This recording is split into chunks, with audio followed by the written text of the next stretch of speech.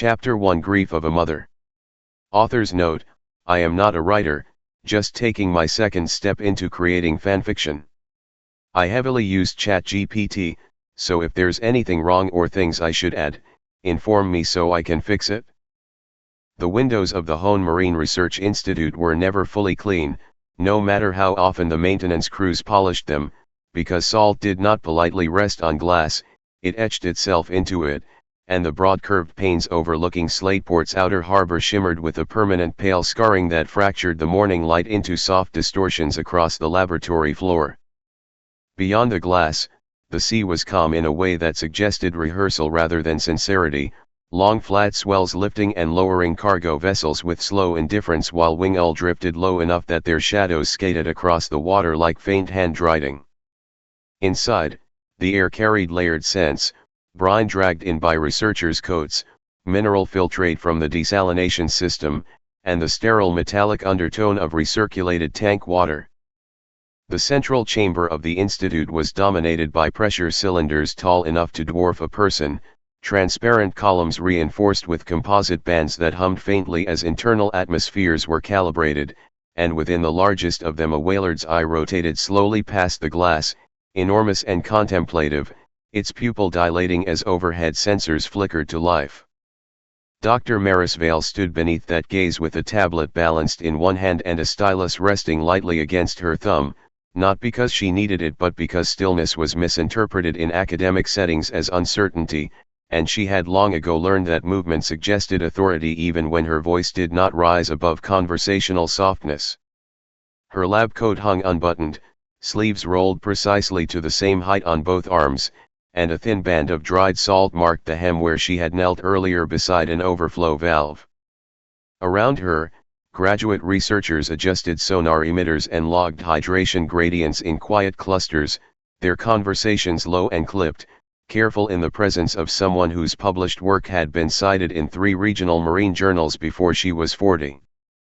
A projection wall along the far curve of the chamber displayed layered acoustic scans of coastal migration routes, pale blue arcs mapping the habitual descent patterns of Sharpedo schools and the broader, slower curves that marked whalerd travel corridors, and superimposed across them was a thin red band hovering at exactly 10 meters below mean sea level, annotated in clinical lettering as Pelagic Descent Threshold Non-Adapted Species Behavioral Refusal Zone. Most surface-adjacent water types, Maris said without raising her voice, though the room adjusted around her the way rooms did when she spoke, demonstrate consistent refusal behaviors beyond approximately 10 meters when not pressured by predation or feeding stimulus. She moved the stylus, and the red band brightened. Refusal is not incapacity. Their physiology could withstand greater depth in controlled conditions. This is pattern-based aversion. A relicanth drifted in a secondary tank along the east wall, its prehistoric body almost indistinguishable from the rock-textured background until it pivoted with a slow, dignified motion that seemed less like swimming and more like drifting through time itself, and Maris gestured toward it with a small incline of her chin.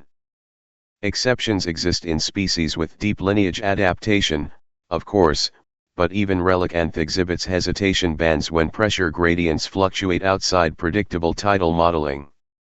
She tapped the display again, and a faint oscillation appeared beneath the red threshold line, subtle enough that an inattentive observer might dismiss it as sensor noise. A student near the rear adjusted her glasses and leaned forward. "Professor, the oscillation amplitude falls within equipment variance margins. It could be calibration drift from the western buoy array." The suggestion was cautious, respectful, and not incorrect in a strictly statistical sense, and Maris allowed herself a small nod before responding, because she preferred challenge to silent agreement. "It could," she said, zooming the projection so the oscillation filled a larger portion of the wall, revealing that it was not random static but patterned compression, repeating at intervals that did not align with wind or lunar cycle. But variance does not repeat on a century-spanning interval unless the variance has its own rhythm. She drew a line through archived data points, connecting historical maritime logs to modern buoy recordings, and the red band seemed to pulse faintly against the projected ocean floor map as if reacting to its own implication. Another researcher, older, arms folded, shifted his weight. You're proposing a cyclical subpelagic pressure distortion originating below map trench limits, he said carefully, as though testing the weight of the phrase before allowing it to rest in the room. Maris met his eyes with an expression that never quite hardened but never softened either. I am proposing that the 10-meter refusal band is reactive, she corrected, and that its fluctuations precede seismic or volcanic events by measurable intervals. She turned the stylus in her fingers and deactivated the overlay, letting the map return to a calmer wash of blues. We call it the pelagic descent threshold because it sounds tidy. It is not tidy. It is a behavioral boundary that moves. The Wailard in the primary tank exhaled a low, resonant sound that vibrated faintly through the chamber floor, and several students glanced upward instinctively, as though the creature's agreement or dissent might settle the matter more definitively than any dataset could. Maris stepped closer to the glass cylinder and rested her palm lightly against the reinforced surface, not in sentiment but in measurement, feeling the faint tremor of internal pressure regulation through the composite banding. If a boundary moves, she continued, her tone even, then something is exerting force against it. Outside, beyond the etched windows, a cargo ship's horn sounded once across the harbor, long and low, and for the briefest moment the projection wall's red threshold line seemed to flicker in sync with the vibration before stabilizing again, the oscillation beneath it continuing its patient, patterned rise and fall as though it had all the time in the world to repeat itself until someone finally stopped calling it noise. The laboratory dimmed slightly as the projection wall recalibrated, ambient lighting lowering to emphasize the layered bathymetric model that now replaced the migration map, and the curved screen filled with a three-dimensional rendering of Hone's coastal shelf tapering gradually into darker gradients where map certainty dissolved into extrapolation. Maris moved without haste to the central console and rotated the model with two precise fingers, bringing into view the continental slope where most recorded marine research halted, not because the region ended but because funding did. A Sharpetus tracking path appeared in thin silver lines, sharp angles marking territorial patrols that repeatedly flattened along a specific contour depth, and she expanded the data to show timestamps overlapping seasonal changes, storm systems, and prey density shifts, none of which accounted for the consistent hesitation at approximately 10 to 12 meters in non-adapted populations. Sharpedo are opportunistic and not prone to arbitrary retreat, she said, zooming closer so the path lines thickened into readable vectors. Their refusal behavior here is not predator avoidance, as there are no recorded larger species within this range, nor is it thermocline related. She toggled a thermal overlay, revealing gradients that remain stable across the band in question. Temperature remains within tolerable range. Dissolved oxygen levels are adequate. Salinity variance is negligible. With a slight tilt of her head, she shifted to Clamperl evolution studies, displaying controlled pressure chamber experiments where incremental atmospheric increases triggered predictable morphological responses, and yet in wild conditions the same species stalled their descent precisely at the fluctuating red band she had shown earlier, as though encountering an invisible barrier that instruments struggled to quantify. A cylindrical tank along the west wall released a soft hydraulic hiss as its internal pressure adjusted for a Wailard acoustic calibration test, and the enormous Pokémon's low-frequency call reverberated through the chamber, a vibration that registered on the console as a clean waveform before intersecting with a faint distortion ripple near the 10-meter boundary line on the projection. Maris isolated the ripple and expanded it until the room was bathed in pale blue oscillation patterns, the distortion repeating at intervals too regular to be dismissed as random interference yet too subtle to trigger automated anomaly flags within standard League software. Wailard vocalizations degrade slightly as they cross this band, she explained, her voice steady while she traced the waveform with her stylus. Not enough to impede communication, but enough to suggest compression fluctuation beyond predicted hydrostatic models. She paused only long enough to let the implication settle before continuing. Something below is altering the column above it, and the alteration predates any volcanic or seismic event on record. She rotated the model again, this time highlighting relic fossil distribution patterns recovered from trench-adjacent sediment, and cross-referenced their age strata with recorded oceanic disturbances spanning multiple generations. The overlay produced a faint, repeating spiral beneath the shelf, an abstraction of pressure modeling extrapolated from incomplete data, and while the spiral was faint it was undeniably rhythmic, widening and narrowing in slow cycles that exceeded any single researcher's career span. We do not have data beyond 20 meters in this region because we have not been permitted to gather it, Maris said, the first hint of something firmer entering her tone, though it never rose in volume. Our submersible fleet lacks reinforced hull capacity for extended deep shelf study, and proposals to retrofit have been deferred twice this fiscal year. She dismissed the spiral, letting the map return to a neutral gradient, but the absence of the pattern did not erase its memory from the room. A graduate researcher near the front cleared his throat. With respect, Professor, the League Review Board will require causal demonstration before approving further descent budgets. Correlation between behavioral refusal and pressure variance is not sufficient. His phrasing mirrored the language of oversight committees, and Maris regarded him with neither irritation nor indulgence, only an attentiveness that suggested she had anticipated the objection before it was voiced. Causality requires access, she replied evenly. We are currently attempting to prove the existence of a phenomenon while being denied the depth at which the phenomenon originates. She moved the stylus once more, restoring the red pelagic threshold line across the projection, and overlaid historical maritime incident logs that clustered disproportionately near periods when the oscillation amplitude peaked, though none of the logs referenced the oscillation itself because no one had been measuring it at the time. The room grew quieter as the weight of accumulated, partial evidence settled into something less dismissible than speculation yet not solid enough to secure institutional endorsement, and Maris folded her arms loosely, not in defense but in composure.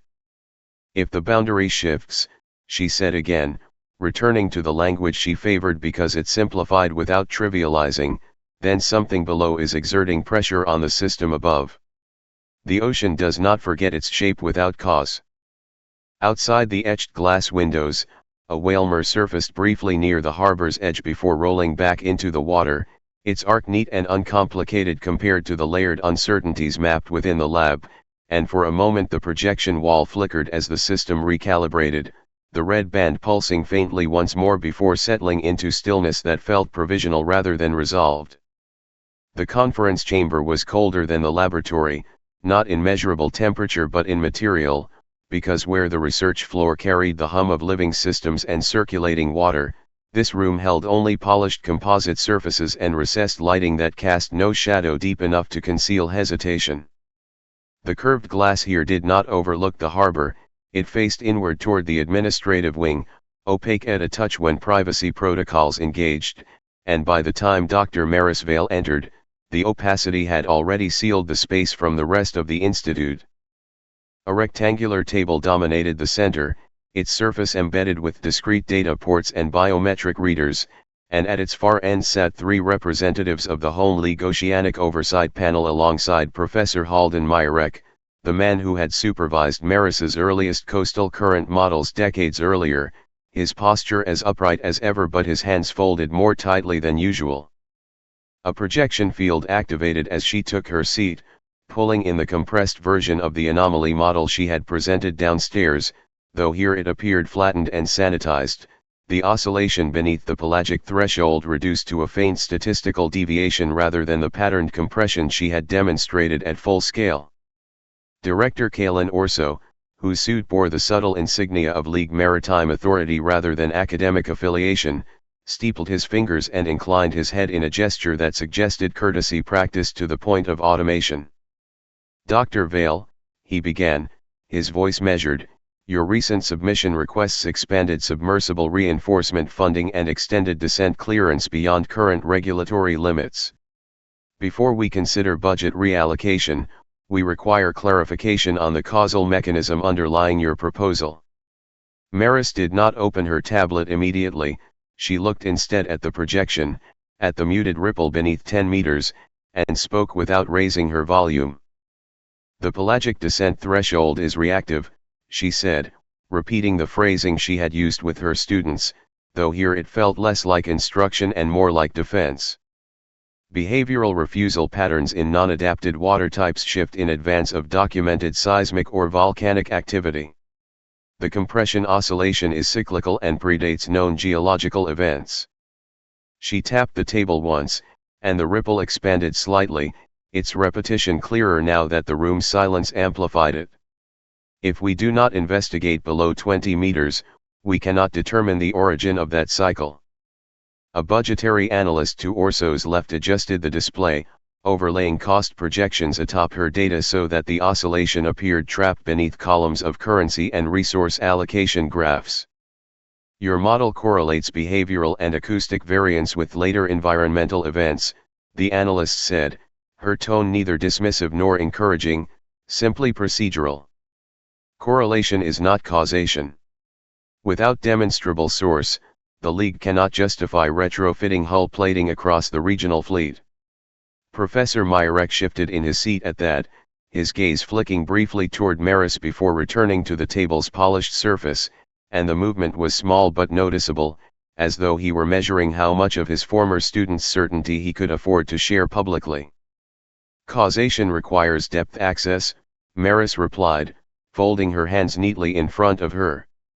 Our current submersibles are rated within safe tolerance margins for controlled vent study but lack reinforcement for extended pressure fluctuation exposure. I am requesting a retrofit, not an expedition into unknown abyssal territory. The word abyssal hung in the air longer than she intended, and Orso's fingers tightened imperceptibly before relaxing again.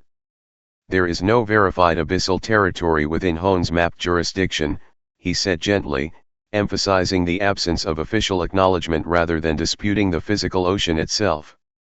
Maris inclined her head slightly, acknowledging the bureaucratic precision of the correction. Then let us verify it, she answered, her tone unchanged, though something beneath it had sharpened. We have maritime incident clusters aligning with oscillation peaks, we have acoustic distortion preceding vent destabilization, and we have behavioral data across multiple species refusing descent in synchronized intervals. If the boundary moves, something below exerts force. The ethics compliance officer, seated at the far right, interjected for the first time, her voice soft but firm. Dr. Vale, your dedication to anomaly investigation is respected, but expanding funding based on unverified cyclical modeling may be perceived as speculative. The League must prioritize reproducible research. Silence settled again, heavier now, because reproducible was a word that implied her work had strayed toward the unreliable, and Maris felt the faintest tightening at the back of her jaw before smoothing her expression. Speculation, she said carefully, is hypothesis awaiting access. She activated a final overlay, historical maritime logs clustering near oscillation amplitude spikes, and for a moment the projection filled with small markers indicating vessels lost or damaged during periods of unexplained current shifts. If the pattern continues unexamined, we risk misclassifying preventable events as natural disasters. Professor Myrek finally lifted his gaze fully to hers, his eyes carrying both pride and caution, and he spoke with a deliberate neutrality that felt like distance. Maris, your model is compelling, he said, choosing each word with care, but compelling is not conclusive. The board requires direct evidence from beneath the threshold, and until such evidence exists, the request for reinforced hull upgrades and expanded descent clearance must be deferred. Deferred, not denied, yet the distinction offered little comfort because deferral meant delay, and delay meant another cycle unmeasured, another oscillation dismissed as noise. Director Orso deactivated the projection with a small motion of his hand, returning the table to its reflective stillness. Submit a revised proposal focusing on measurable surface-adjacent variance, he concluded, his tone gentle enough to sound supportive.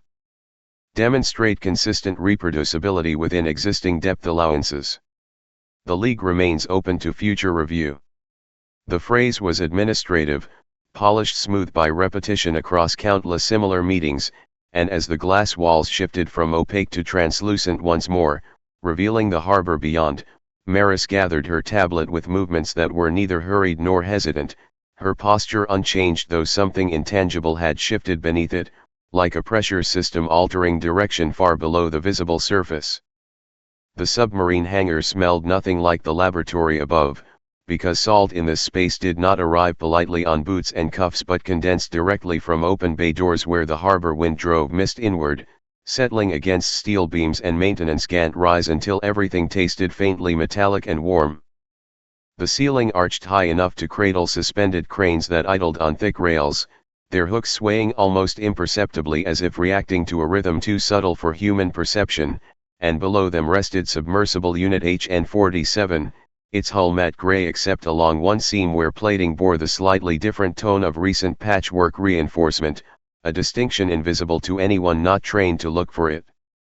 Floodlights cast long reflections across pooled seawater on the concrete floor, and technicians moved around the vessel with practiced efficiency, checking ballast intakes, recalibrating external cameras, securing thermal probes that would soon descend into darkness few surface dwellers ever considered with seriousness. Illyra Vale stood atop the lowered maintenance platform beside the sub's open hatch, sleeves rolled above her elbows in a way that suggested impatience rather than neatness, a calibration tablet balanced against her hip while she adjusted the housing around a cylindrical probe designed to measure hydrothermal plume expansion. Her hair was pulled back but not carefully, strands loosening each time she leaned forward, and there was an ease to her movements that contrasted sharply with the restrained precision of the lab upstairs, as though the hangar allowed her to breathe differently. Beside her, Flareon paced along the edge of the platform, claws clicking softly against metal, its thick fur haloed faintly by ambient warmth, the orange-red of its coat a vivid interruption against the industrial grays of the bay. Each time a gust of harbor air rolled in, carrying the brine-slick chill of open water, Flareon shook itself and released a low huff of displeasure, tiny sparks flickering at the edge of its mane before vanishing into steam. Illyra, called a technician from below, tightening a coupling valve near the stern. Thermal vent readings from the last sweep showed minor instability at 19 meters. "You're sure you want to approach from the eastern vector?" His tone was practical rather than warning, the kind of question issued to confirm alignment rather than challenge authority, and Illyra leaned over the railing just enough to glance at him without relinquishing her grip on the probe housing. "The eastern vector reduces cross-current interference," she replied, tapping her tablet to bring up a topographic map of the vent field projected faintly against the hull. "If we approach from the west, we risk sediment occlusion on the intake sensors, and I would rather not have to explain compromised data to my mother." The faint smile that accompanied the statement carried affection sharpened by independence, as though the word mother represented both mentorship and a boundary she was determined to redraw. Flareon paused its pacing and pressed its forepaws against the hull, nose twitching as it inhaled the residual scent of metal and brine, then turned its head toward the open bay doors where sunlight fractured across the water outside.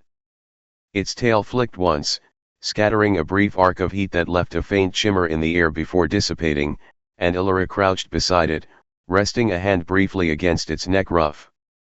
"You'll be fine," she murmured, not in reassurance but in mutual acknowledgement, because the Pokémon's discomfort with open water was long-standing and never entirely resolved despite years of exposure. From a utility crate near the hatch, she retrieved a small containment capsule housing a crystalline fragment that glowed faintly from within, its core pulsing with contained magma light, and clipped it carefully into the reinforced harness along Flareon's side. The molten core did not radiate heat in the way surface observers expected, instead, it hummed with a low internal vibration, a stabilized sample extracted from a previous vent system to study thermal regulation under pressure, and when secured to Flareon's harness it synchronized subtly with the Pokémon's natural fire aura, producing a faint distortion along the edges of its fur that made the surrounding air ripple. A maintenance worker glanced upward, eyebrows lifting slightly. "You're bringing the core down with you?" he asked, wiping his hands on a cloth darkened by grease and salt. Illyra nodded without looking up from the harness clasp she was tightening. It's calibrated for thermal variance mapping. If the plume destabilizes, I want real-time correlation between geothermal output and localized pressure shifts. She rose smoothly, meeting the worker's gaze with a steadiness inherited from her mother but sharpened by youth. Besides, it responds better to Flareon than to containment brackets. From the far end of the hangar, the sound of measured footsteps approached across the damp floor, and Maris appeared at the threshold between the administrative corridor and the bay, her lab coat exchanged for a darker field jacket better suited to the salt-laden air. She paused just long enough to take in the sight of her daughter balanced above the submersible hull, of Flareon glowing faintly against steel, of the molten core's contained pulse, and the stillness in her posture carried neither approval nor disapproval, only calculation. The eastern vector increases proximity to the vent throat, she said, her voice carrying across the space without strain, and Illyra turned at the sound, a grin flickering across her face that softened the industrial severity of the setting. It also increases data integrity, she replied, hopping lightly down from the platform to stand at eye level with her mother. Around them, technicians continued their work, though their movements slowed subtly as conversation between the two women unfolded, because everyone in the hangar understood that beneath the technical phrasing lay a difference in philosophy rather than procedure.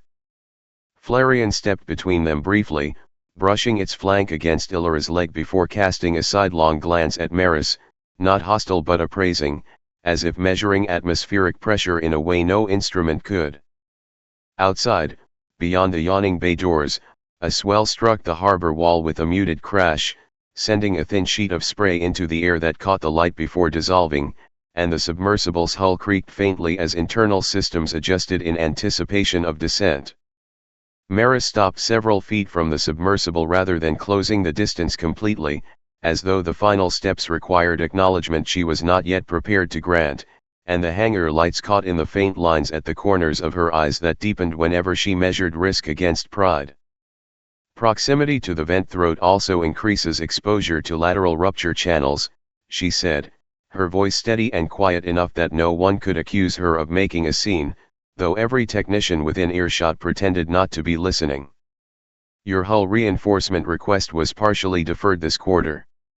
The seam along the port stabilizer is still rated within tolerance, but tolerance is not immunity. She did not look at the patchwork plating when she said it, because she knew precisely where it was without needing to confirm. Illyra folded her arms loosely, mirroring her mother's posture but with an ease that lacked the older woman's restraint, and she leaned back slightly against the sub's curved surface as if aligning herself with it rather than the person addressing her. Within tolerance means within safety parameters, she replied, not sharply but firmly, the distinction between the two women resting in the direction of their certainty rather than its intensity. We're descending to 22 meters, not trench collapse depth. The vent activity is categorized as moderate fluctuation. If we avoid the western shear, we reduce structural stress by 12%. She tapped her tablet once, bringing up a cross-section diagram that hovered faintly between them, colored bands indicating predicted pressure loads. I've run the model 3 times. Maris stepped closer now, close enough that the heat radiating faintly from Flareon brushed against her field jacket, and she glanced briefly at the molten core secured to the harness, its internal glow steady but undeniably alive in its own way.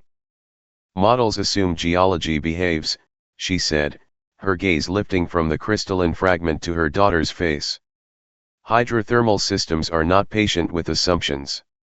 Around them, the clatter of tools continued, though softer now, and a crane hook creaked faintly overhead as it shifted along its rail. Illyra's mouth curved at one corner, not mocking but familiar with this rhythm of concern. You're not talking about geology, she said quietly, lowering her tablet so the projection faded between them. You're talking about your oscillation data. The word oscillation settled between them like an object placed carefully on a table neither wanted to tip. Maris did not deny it. Behavioral refusal patterns shifted ahead of last month's vent spike, she replied, her tone unaltered, as though reciting from a report rather than confessing fear. Sharpedo-altered patrol vectors. Whalard acoustic degradation preceded the plume variance. Something compresses the column before the event. She did not say what, and the omission hung heavier than any explicit claim. Illyra exhaled softly through her nose and reached down to scratch behind Flareon's ear, the Pokémon leaning into her hand with a low rumble that vibrated faintly through the platform.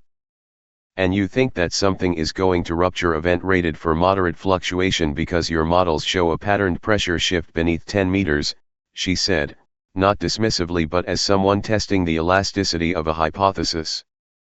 I think, Maris answered, and for the first time there was a thread beneath her composure that suggested strain rather than theory, that the boundary moves for a reason, and that we do not yet understand the reason.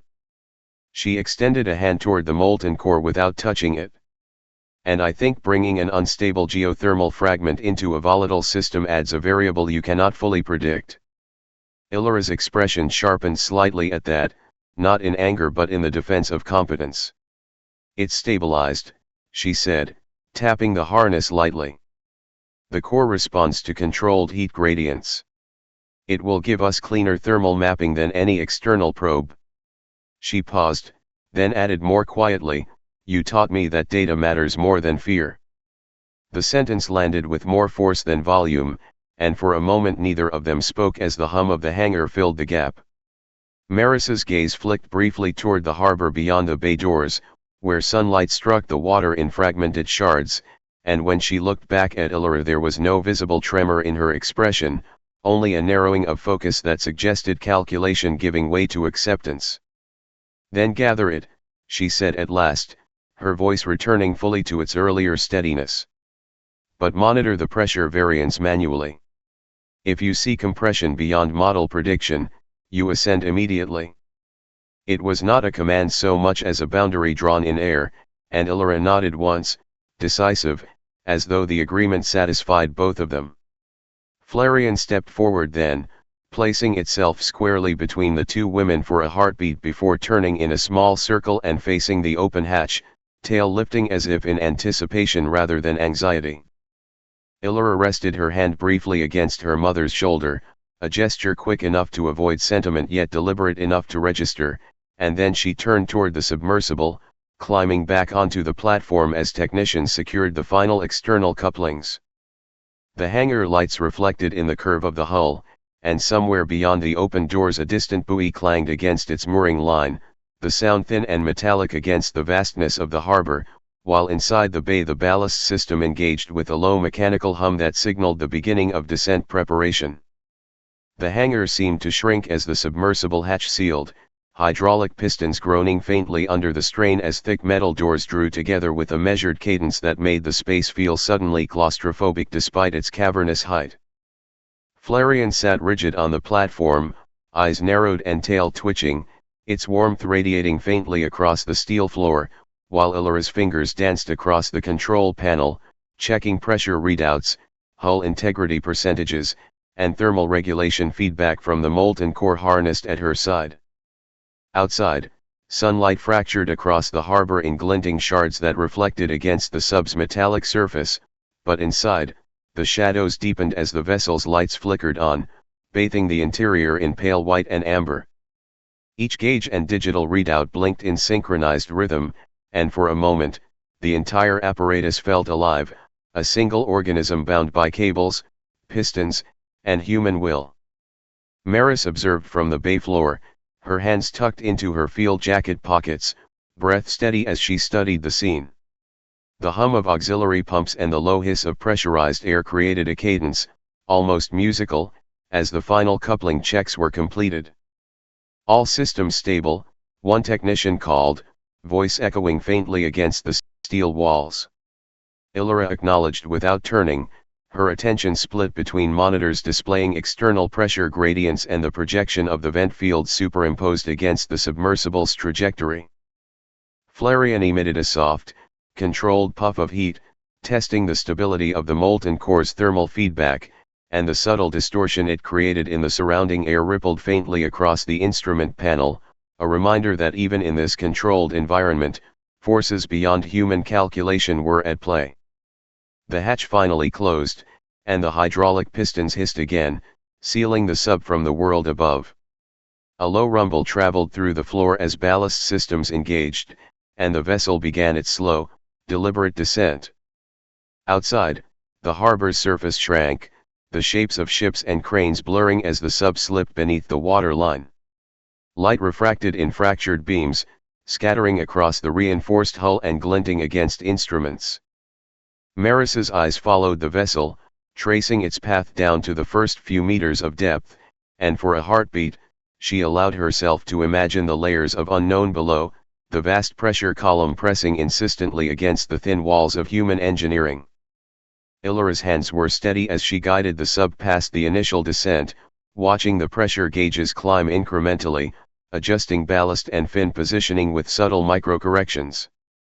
33 meters will be our real test, she murmured to Flareon, though the Pokémon's gaze never left the viewport, tracking the faint pulse of thermal gradients emanating from the vent below. Maris had explained the threshold countless times, a depth where normal water-type physiology failed to descend voluntarily, where currents bent unpredictably, and where few human instruments had survived intact.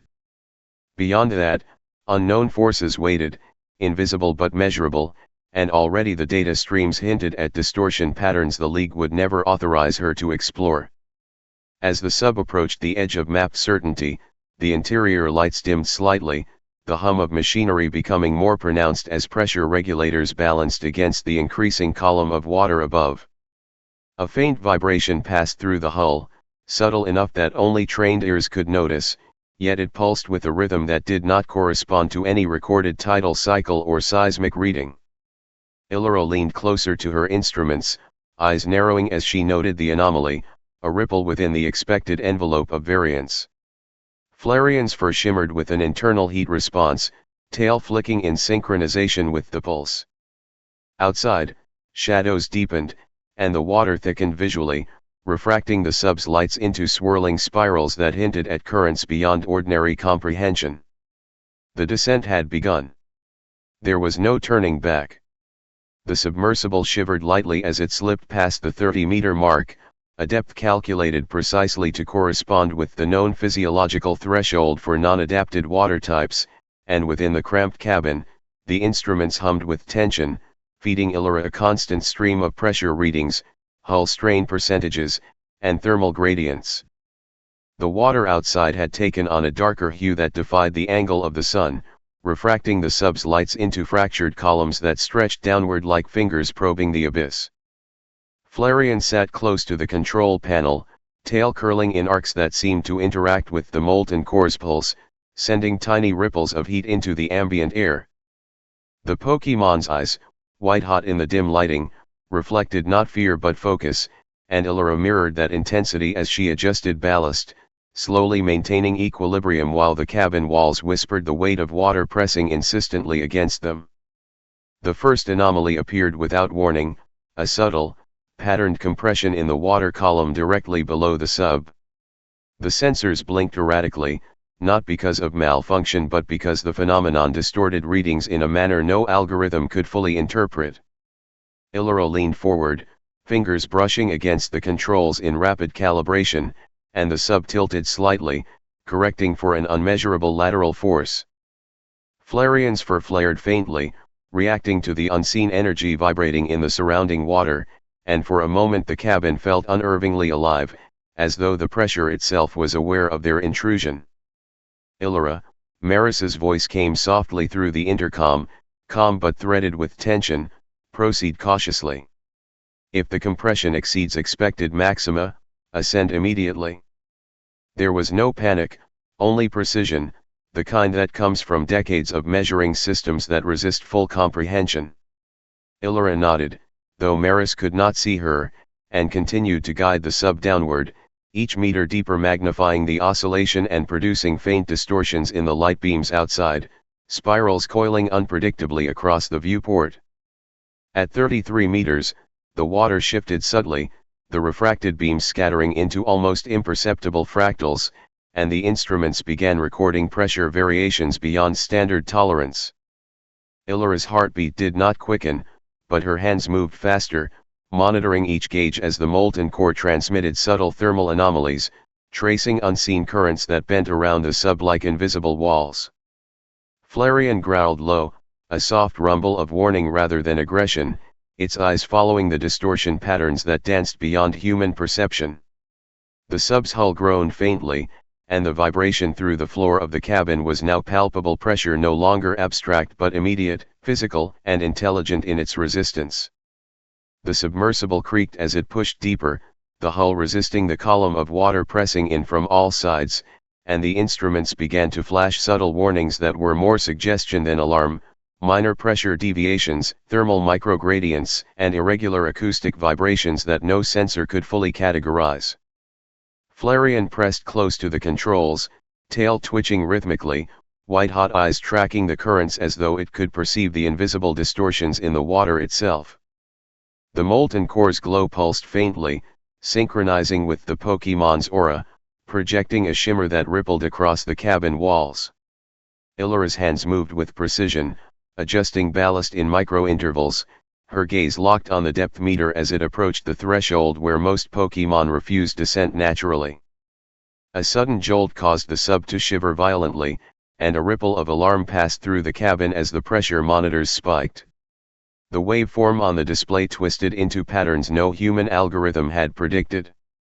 Pressure fluctuation, 20% above modeled maximum, Illyra muttered, voice steady despite the cabin's low hum of tension.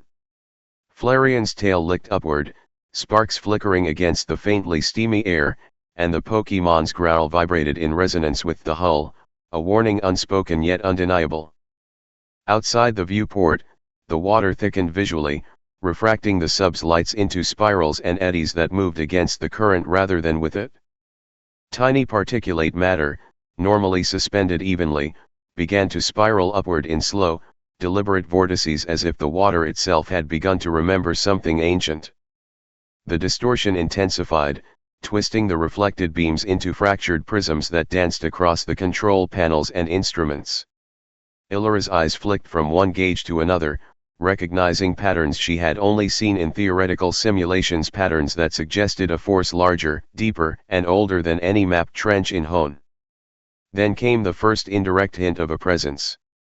The water pressure warped around the sub like a living pulse, light bending in spirals, and acoustic sensors recorded a low-frequency resonance that could not be traced to any natural source. The cabin seemed to inhale with the water outside, vibrating faintly as though the sea itself had become sentient. Flareon stiffened, hackles rising, tail glowing brighter as if reacting to a distant signal beyond the confines of physics and biology. Illyra, Maris's voice came through the intercom, calm yet urgent, maintain current depth and monitor fluctuations. Any spike exceeding 25%, and you ascend immediately. Do you copy? I copy, Illyra replied, jaw tight, hands steady as she maintained course toward the vent field. Flareon, focus on me. Keep the core stable. The sub drifted further into the anomaly, the pressure pulse intensifying, the water outside appearing almost viscous as light refracted and spiraled. Instruments flickered, some briefly failing before recalibrating automatically, and the oscillation beneath the pelagic threshold became undeniable. It was no longer theory. Something massive, something unlike any known Pokémon or geological feature, exerted itself against the water column. And yet, it was silent. The submersible creaked and groaned as it approached the vent's upper ridge, 38 meters beneath the surface, where the water felt less like liquid and more like a viscous force pressing against the hull. Light from the vessel's external lamps refracted into long, spiraling streaks, twisting unpredictably with the currents and reflecting the turbulent thermal gradients from below. Flareon crouched, muscles tense, tail glowing brighter as if sensing the anomaly before the instruments could record it. The molten core pulsed faintly in response to the changing heat, sending small ripples of distortion along the cabin walls. Illyra's hands moved with precision, adjusting ballast and fin thrusters to maintain stability as a sudden surge from below rocked the sub slightly. The pressure readings spiked, exceeding modeled maxima by nearly 30%. Hull integrity nominal, she murmured, voice steady despite the deepening vibrations. But we're entering an uncharted stress zone. Outside the viewport, blackened sediment swirled violently, forming a vortex around the vent opening. Tiny glimmers of bioluminescent plankton scattered as if fleeing an invisible predator. A low rumble emanated from the depths, almost imperceptible at first, then growing in intensity, vibrating the sub in a manner instruments could not fully quantify. Flareon's tail flicked violently, sparks flying off the tip as the Pokémon emitted a deep, resonant growl. Illyra glanced at her mother's intercom feed, the older woman's calm voice barely masking tension. Maintain composure. Monitor thermal and pressure flux. Ascend if hull strain exceeds safe threshold. Illyra exhaled, jaw set, and pushed forward. As they descended further into the vent, a heat surge radiated upward through the sub's sensors, converging with the molten core. Flareon's body stiffened, the fur rippling with internal energy, and then, without warning, the core fused violently with its being. White-hot light enveloped the cabin as the Pokémon screamed silently, its form elongating, its body liquefying into molten magma, obsidian plates orbiting its torso as thermal currents warped the sub's internal air. Magmarith. Illyra whispered, awe and horror intertwining. The Pokémon's eyes, now molten white, reflected the vent's blackened glassy floor below.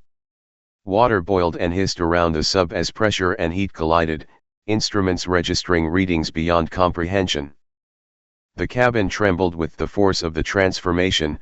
Flareon's previous form was gone, replaced by something no human technology had predicted, Magmarith, the cataclysm Pokémon, born of accident, grief, and the violent convergence of predimensional forces. Maris' voice cut through the intercom, steady but urgent. Stabilize the core, maintain orientation. Do not panic. Illyra's hands flew across the controls, adjusting ballast to counteract the violent upward pressure waves generated by the evolving Magmarith. Steam and minor eruptions filled the viewport, creating chaotic currents that threatened to destabilize the sub. Every calculation became a live experiment in survival, every micro-adjustment potentially life-saving. The sub floated in the molten water mixture, hull creaking under forces it was never designed to endure. Magmarith circled the wreckage below, its body radiating heat and light, yet strangely contained within the vent's bounds, aware of its territory and the remains of its former trainer. The ocean itself seemed to bend around it, refracting light into spirals, and for the first time, Illyra realized the true scale of the abyss, a living, responsive pressure field, shaping what science could measure and what grief could awaken. The descent slowed as the submersible hovered near the vent's fractured plateau, a chaotic tangle of blackened rock and sediment, punctuated by the occasional metallic glint of the submarine's mangled hull. Pressure readings had reached levels no standard craft should have endured, yet the reinforced shell groaned rather than failed, echoing through the cabin like the sub's nervous system. Flareon no, Magmarith now circled the wreckage below, molten white eyes scanning every fissure, every shard of twisted metal. The water immediately surrounding it boiled faintly, steam rising in miniature columns that distorted visibility and warped the reflection of cabin lights across the viewport. Illyra's hands shook only slightly as she manipulated the controls to hover over the wreckage. It survived, she whispered, voice trembling with a mixture of disbelief and awe.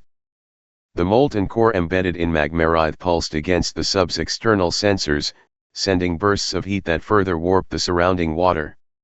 It was no longer Flareon, but she could recognize the shape, the loyalty, the singular will still anchored to her presence. The twisted remnants of the sub's hull rested atop jagged rock, sheared plates jutting upward like the teeth of a drowned leviathan. Illyra traced the remains with a careful eye, noting how sections had been forced apart by thermal expansion and sudden vent surges. Debris from scientific instruments, cameras, probe casings, calibration devices floated in localized eddies, trapped in a chaotic vortex caused by the vent's violent exhalations. Nothing functioned, yet every piece told a story of what had occurred: the failure of external pressure containment, the sudden fusion of molten energy with living tissue, and the resulting anomaly that had made Magmari the singular phenomenon. Maris spoke softly through the intercom, voice calm but heavy with restrained grief. Illyra. I see it. I understand now. Her words carried decades of experience and decades of denial, yet here there was no denying what had occurred. The mother who had devoted her life to patterns and currents now faced the impossibility of her daughter's survival in familiar biological terms. There was only evidence and anomaly, fusion of grief and molten energy, the cataclysm turned sentient. Magmarith paused near the remains, hovering over the hull as if recognizing its origin. Water bubbled and hissed around it, but there was no aggression, only observation, an eerie loyalty distilled into molten form. Illyra's hands hovered over the control panel, reluctant to move, to interfere, to disturb this impossible creature now guarding the wreckage of its former life. Mother. Illyra whispered, though the words were meant for herself as much as for Maris. The intercom was silent now, the older woman's presence only implied through the shared understanding of what they were witnessing. For a long moment, there was only the low hum of machinery, the faint crackle of heat in the cabin, and the muted roar of the vent far below. Magmarith shifted, its molten form rippling in patterns that suggested thought, awareness, and memory anchored to absence. Illyra exhaled slowly, the first tear forming and sliding down her cheek. She had wanted data, measurement, understanding, but what she had found was far beyond any instrument's capacity. It was the collision of human grief and volcanic inevitability, a singular event no theory could predict, a bond surviving the abyss. Above them, the water's pressure reminded them constantly of their fragility. Below them, the molten sentinel traced silent arcs around the wreckage, guarding the evidence of catastrophe, a creature born from the failure of human certainty. And in that moment, mother and daughter, human and Pokémon, past and present, all converged into the impossibility of the deep. Maris Vale emerged from the intercom silence of the hangar with an intensity that startled even the most seasoned technicians. The submersible had returned to the surface, but the data logs, the twisted hull, and the impossible presence of Magmarith below had reshaped her entirely. She spent hours reviewing the thermal scans, acoustic readings, and pressure anomalies, isolating every variable, replaying every subtle fluctuation. Each dataset became a thread, and each thread wove a tapestry she could not stop examining, because within it lay the proof she had always suspected, that the deep ocean was more alive, more unpredictable, and more sentient than the League had ever allowed her to acknowledge. Her office, once neat and organized, had become a shrine to obsession. Screens flickered in dim lighting, displaying overlapping charts of vent activity, behavioral refusals, and oscillation spikes. Notes and diagrams littered the floor, some stapled, some scribbled on loose paper, all connected by colored threads as if mapping the invisible currents of some hidden ecosystem. Maris worked tirelessly, fueled by grief that had hardened into relentless focus. Every anomaly beneath 33 meters, every piece of wreckage, every impossibility like Magmarith became a symbol of what the League had denied, and her anger grew as she traced the potential patterns of other uncharted abyssal zones. The phone calls began next. Maris reached out to colleagues, scientific contacts, and former League consultants, seeking corroboration, access, and permission.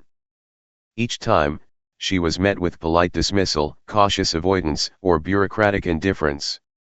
Dr. Vale, one regional board member said flatly, "Your continued insistence on exceeding regulatory depth limits and revisiting known hazard sites is considered reckless.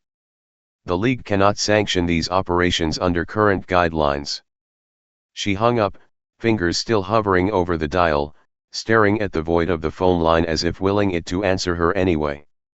Weeks passed in this relentless cycle. She petitioned, argued, and presented increasingly detailed analyses to the League, using every anomaly she had recorded, every trace of Flareon's transformation into Magmarith, every unclassified phenomenon. She cited sediment deformation, pressure discrepancies, and behavioral shifts in abyssal Pokémon, yet her arguments were dismissed as emotional bias, the result of grief clouding reason. Even Professor Myrek, her earliest mentor, acknowledged the logic of her findings privately, but in official correspondence, the League deemed her proposals obsessive, non-reproducible, and outside accepted scientific parameters. Finally, the letter arrived. The League's decision was curt, bureaucratic, and absolute. Her doctorate was revoked, citing repeated disregard for safety protocols and a pattern of insistence on pursuing unapproved and dangerous descent operations. Maris stared at the official seal, the text floating before her eyes like a distorted reflection in the deep water she had devoted her life to studying. Rage, grief, and determination mingled in equal measure. She could have crumpled the document, tossed it aside, or retreated to safety, but she did none of these. Instead, she returned to the ocean. She reviewed maps of unmapped depths, recalibrated pressure sensors, and assembled a private fleet of equipment, each component an incremental advance over what had failed before. Magmaritha's presence in the vent field, the wreckage of HN-47, the molten core fusion all became proof that her work had been right, that the League had been blind to forces beyond human measurement. And in that relentless pursuit, her identity became inseparable from the abyss. Mother, scientist, and now exile, Maris Vale prepared herself for a life defined not by accreditation, but by obsession with what lay beneath the 33-meter threshold. For her, the ocean was no longer a subject of study, it was a living, breathing testament to absence, to what had been lost, and to the singular impossibility of Magmaritha itself. Maris Vale stepped into the League's conference chamber, the air conditioned and sterile, a sharp contrast to the brine and heat of the depths she had come to inhabit in memory and obsession. The room smelled faintly of ozone and disinfectant, the polished floors reflecting the cold authority of the assembled board members. Each person sat rigid, their expressions unreadable, as if trained to mask every flicker of surprise or doubt, yet Maris immediately recognized the undercurrent of irritation and dismissal. They had expected theatrics, but not the intensity she carried. "I have come to request full abyssal clearance," she began, voice even but carrying the weight of decades of research, personal loss, and professional indignation. "I am aware of the 33-meter threshold and the risks you consider prohibitive. I have prepared all necessary submersibles, pressure analysis, and hazard mitigation. What I ask is permission to continue research into the unmapped trenches beyond known limits." She laid a series of documents on the table, charts and thermal readings highlighting anomalies, the molten core fusion, and Magmaritha's unique manifestation. A council member leaned back, thin fingers steepled. "Dr. Vale," he said slowly, deliberately, "your prior petitions have been noted. However, your continued insistence, despite repeated denial, demonstrates an obsessive and emotional response to loss. The League cannot sanction further descents. This is not a matter of scientific debate, it is a matter of safety and precedent." Maris's hands tightened briefly at her sides, and her eyes flashed. "Safety," she repeated, voice rising just slightly, enough that the chamber noticed. "I have risked my own life, my daughter's evidence, and my reputation to show you that the abyss is alive, responsive, and beyond your current models. Are we scientists, or are we gatekeepers afraid to face reality?" Another member interjected, tone clipped. "Dr. Vale, your request is denied. Furthermore, due to repeated breaches of protocol and unauthorized operations, your doctorate and official research credentials are hereby revoked. Your conduct has endangered personnel and violated League regulations." For a moment, the words hung in the air like a physical weight. Maris did not flinch, did not speak, only allowed herself a single, measured breath as she processed the formalities of institutional rejection. Around her, the council shifted, sensing perhaps that their authority, while intact on paper, was insufficient against the intensity of a mind fully consumed by the abyss. "I understand," she said finally, voice soft but unwavering. You fear what cannot be controlled. I understand your choice.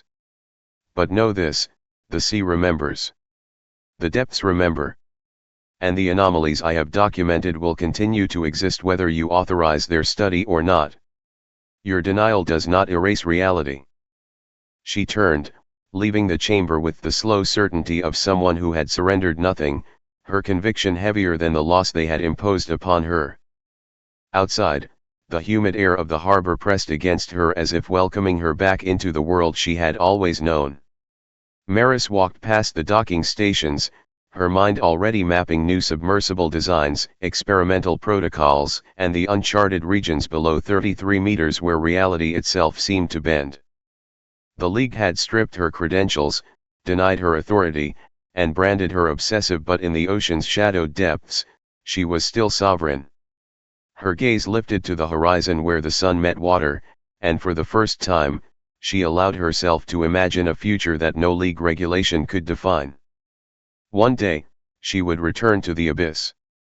One day, she would uncover the patterns that had taken her daughter, the anomalies that had birthed Magmarith, and the secrets that waited beyond 33 meters, where science and grief intersected, and the deep remembered everything humans had forgotten. Maris Vale's obsession was no longer a personal pursuit, it had become a mission. A purpose carved from loss, reinforced by impossible phenomena, and anchored in the memory of a daughter who had never truly left the abyss.